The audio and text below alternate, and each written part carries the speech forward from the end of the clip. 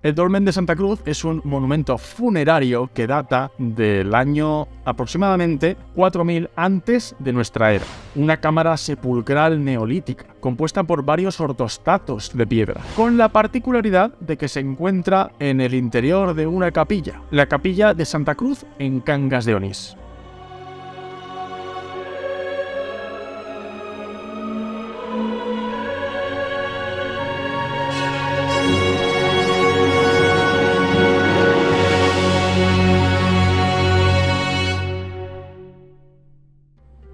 ¿Alguna vez habéis oído hablar de la reutilización de espacios sagrados a lo largo de la historia e incluso la prehistoria? En el pasado, cuando una cultura nueva llegaba a un lugar que ya estaba habitado, en ocasiones no imponía su cultura y sus cultos, sino que aprovechaba tradiciones y estructuras ya existentes. Así es como se han construido santuarios o iglesias en lugares que ya eran considerados sagrados por pueblos que vivían allí mucho tiempo antes, como por ejemplo habitantes prerromanos. Es un ejemplo muy común en multitud de culturas y podemos llegar a remontarnos hasta el Neolítico o la Edad del Bronce, como es el caso del megalitismo, de manera que podemos llegar a ver reutilización de espacios considerados sagrados que lo fueron desde la prehistoria. Es el caso del Dolmen de Santa Cruz, que está situado en la localidad de Cangas de Onís. Como ya hemos dicho, su mayor particularidad es que se encuentra dentro de una capilla. Se encuentra bajo la iglesia de la Santa Cruz, y es que esta iglesia fue construida sobre el túmulo en el que estaba este dolmen, este antiguo monumento funerario. La capilla original era una edificación prerrománica que fue erigida en el año 737 por el rey Fábila, sucesor de Don Pelayo. Es muy improbable que erigir este templo sobre el montículo del dolmen fuera mera casualidad, ya que reutilizando un lugar de culto ancestral, el rey Fábila podía haber buscado legitimar su poder. Por supuesto, este templo prerrománico fue sustituido con posterioridad por otra edificación del año 1632.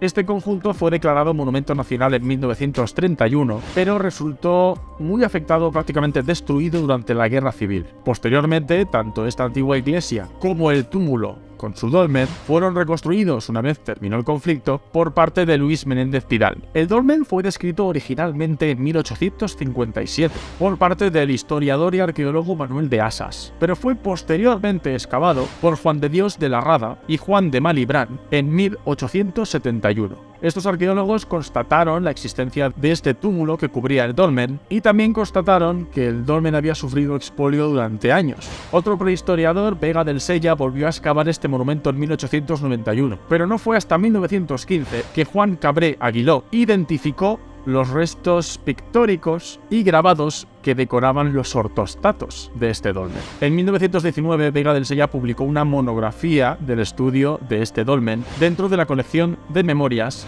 de la Comisión de Investigaciones Paleontológicas y Prehistóricas. En esta cámara funeraria podemos observar 5 grandes bloques de piedra o ortostatos y otras 2 losas de menor tamaño, donde la mayor de estas piedras forma la cabecera del sepulcro, superando los 2 metros de altura. Toda la cámara funeraria estaba decorada con grabados y con pinturas. Grabados y dibujos que, por supuesto, en la actualidad muestran un deficiente estado de conservación, debido a todas las penurias que ha sufrido este monumento desde hace siglos. Los motivos de estas decoraciones, en forma de grabados o de pinturas, son geométricos, formas triangulares, líneas quebradas y diseños lineales. En cuanto a la datación de este yacimiento, se considera que dataría de alrededor del tercer milenio antes de nuestra era. La presencia de estos grabados o pinturas en el dolmen es algo que lo acerca al megalitismo de Galicia o del norte de Portugal, algo que parece exclusivo del megalitismo del occidente ibérico, y donde hay que ir a buscar los casos más parecidos a este dolmen asturiano. Hemos mencionado antes que este dolmen fue expoliado durante mucho tiempo y que posiblemente se perdieron todos sus contenidos. Pues bien, se ha podido recuperar algo.